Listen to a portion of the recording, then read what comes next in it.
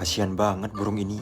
Dia dipaksa makan terus-menerus sampai ukuran tubuhnya membengkak 2 kali lipat dari normal. Bulunya kemudian dicabuti, dibumbui, lalu dimasak menggunakan lemak tubuhnya sendiri. Tapi sebelum dimakan, Anda harus menutup kepala Anda dengan kain serbet. Tujuannya bukan untuk cosplay jadi hantu, tapi untuk menyembunyikan tindakan berdosa ini dari pandangan Tuhan, sampai akhirnya hanya paruhnya saja yang tersisa di piring. Selesai sudah riwayat si burung malang ini. Like dan subscribe jika tertarik.